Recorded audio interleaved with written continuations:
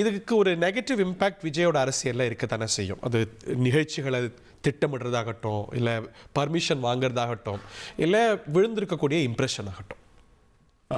மதிப்புக்குரிய தமிழக வெற்றி கழக தலைவர் திரு விஜய் அவர்களுடைய அந்த கரூர் தேர்தல் பிரச்சார கூட்டத்தில் நிகழ்ந்த ஒரு பெரும் துயரம் என்பது தமிழ்நாட்டை உலுக்கி இருக்கிறது, பொதுமக்களை அதிர்ச்சி அடைய வைத்திருக்கிறது என்பதையெல்லாம் நான் மறுக்கவில்லை.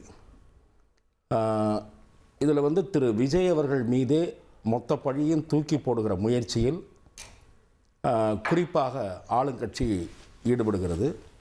அது பலனளிக்கும் என்று நான் கருதவில்லை.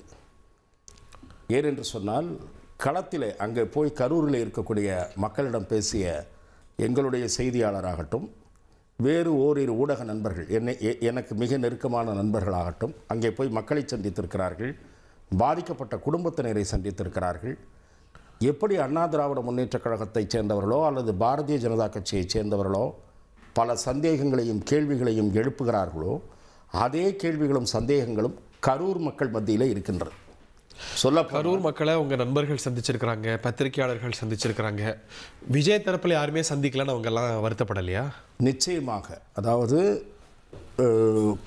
இறந்து போன ஒருவருடைய குடும்பத்தைச் சேர்ந்தவரே ஒரு பெண்மணி என்ன சொல்லுகிறார் என்றால், விஜய் அண்ணா நிச்சயம் எங்களை சந்திக்க வருவார், விஜய் அண்ணா மீது நாங்கள் தவறு காணவில்லை, விஜய் அண்ணா அந்த கூட்டத்தில் பேசிவிட்டு புறப்பட்டது பற்றி கூட அவருக்கு தெரியாமல் போயிருக்கும், இவ்வளோ பெரிய சம்பவம் நடந்தது என்று.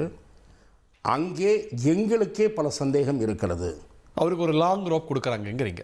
ஆமாம், காவல்துறை கடுமையான கூடுதலான பாதுகாப்பை போடவில்லை என்பது பரவலான குற்றச்சாட்டாக இருக்கிறது. ஆகவே தான் நான் சொல்லுகிறேன், இது விஜய் மீது பெரிய தாக்கத்தை ஓவரால் நரேட்டிவ்ல இந்த நிகழ்வு ஒன்று, அதற்கு அவங்க ரியாக்ட் பண்ண விதம் ஆர் ரியாக்ட் பண்ணாத விதம், அது மக்கள் மத்தியில் கடந்த வாரம் விஜய்க்கு அந்த கூட்டம்லாம் கூடும்போது இருந்த ஒரு இம்ப்ரெஷனும் பிம்பமும் தொடர செய்தா, இல்லை அது அடியோட மாத்திருச்சா? இல்லை, இப்போதைக்கு இது ஒரு temporary setback for his politics or his party. It is not going to be a permanent setback. It is a setback நீ ஏற்றுக்கிறீங்க? நிச்சயமாக. ஏனென்றால் பலர் என்ன செய்கிறார்கள், ஆளுங்கட்சி சொல்லப்போனால் தன்னுடைய எல்லையை மீறி செயல்படுகிறது. எப்படி என்று சொன்னால், ஒரு விசாரணை ஆணையம் அமைக்கப்பட்டு விட்டது. அந்த ஒரு விசாரணை ஆணையம் அமைக்கப்பட்ட விதமே ஒரு வினோதமான வழிமுறை. எப்படின்னு சொல்கிறேன்னு கேளுங்க.